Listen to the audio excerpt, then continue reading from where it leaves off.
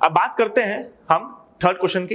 ये कुछ important PYQs हैं जो हल्के से कंसेप्चुअल है, ठीक है। बाकी आप देखते हो कि मोस्टली थ्योरेटिकल बेस क्वेश्चन आते हैं, कुछ हम बात करें जो हल्के से कंसेप्चुअल बेस है, ठीक है।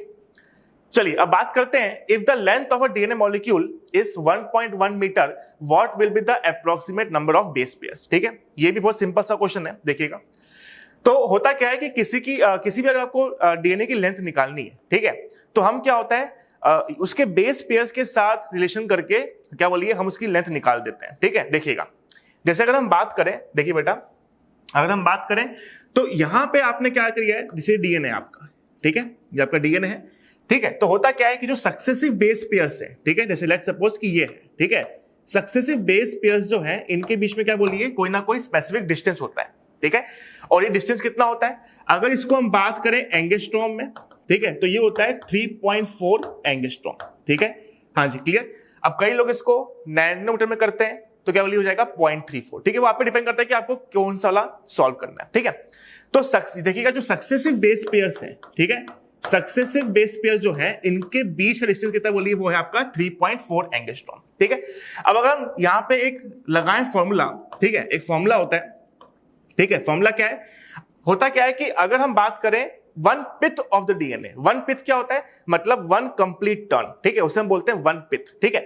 तो उसमें अप्रोक्सीमेटली कितने बोलिए 10 बेस पेयर्स होते हैं अगर आप बात करते हो बीटा डीएनए की, तो ठीक है। देखिए ऐसे होते हैं A type, B type, C type अलग होते हैं, लेकिन बीटा की बात करते हैं उसमें होते हैं 10 बेस पेयर्स। अब होता क्या है कि अगर एक फॉर्मूला लगाए हम, ठीक है, फॉर्मूला क्या देखिएगा, फॉर्मूला ये है लेंथ ऑफ डीएनए, ठीक है, लेंथ ऑफ डीएनए, ठीक है, इज इक्वल टू क्या बोलिए distance between successive base pairs, ठीक है, डिस्टेंस बिटवीन क्या बोलिए सक्सेसिव बेस पेयर्स, ठीक है, into number of base pairs, ठीक है। हाँ जी, क्लियर।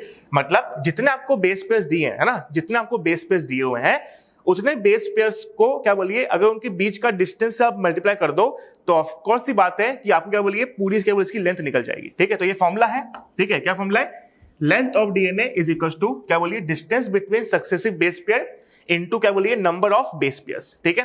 अब क्वेश्चन देखिएगा, बहुत सिंपल है, आपको दिया है 1.1 मीटर, ठीक है, तो आपको डीएनए की लेंथ दी हुई है, ठीक है, distance between successive base pairs, ठीक है, ये आपको निकालना है, ठीक है। इसको हम x मान लेते हैं, और sorry number of base pair निकालना है, इसको x मान लेते हैं, और जो डिस्टेंस है between the successive base pairs, ठीक है, इसके बारे में क्या बोलिए हम बात कर चुके हैं कि कितना होता है बोलिए 3.4 एंगस्ट्रॉम। तो ये आपका कितना बोलिए ये आपका है 3.4 एंगस्ट्रॉम, ठीक है। अब दिक्कत क्या है, दिक्कत ये है कि जो यहां पे आपको लेंथ दी है, ठीक है, जो यहां पे आपको लेंथ दी है वो आपको दी है मीटर के अंदर, और यहां पे क्या बोलिए आपको दिया है एंगस्ट्रॉम के अंदर, ठीक है। तो सिंपल सा है कि इस एंगस्ट्रॉम को क्या बोलिए आप पहले कन्वर्ट करिए क्या बोलिए मीटर के अंदर, ठीक है।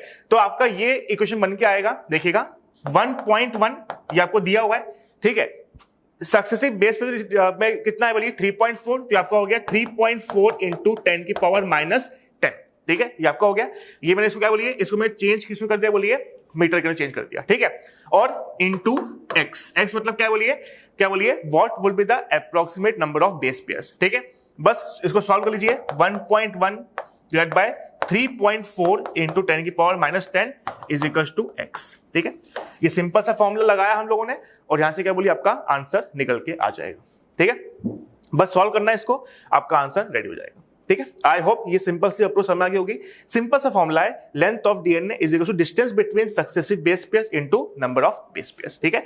और ध्यान रखिएगा यहां पे आपको दिया है मीटर में, तो यहां पे क्या आपको किसमें आपको एंगस्ट्रॉम में क्या इसको चेंज करना पड़ेगा, ठीक। थैंक यू बेटा।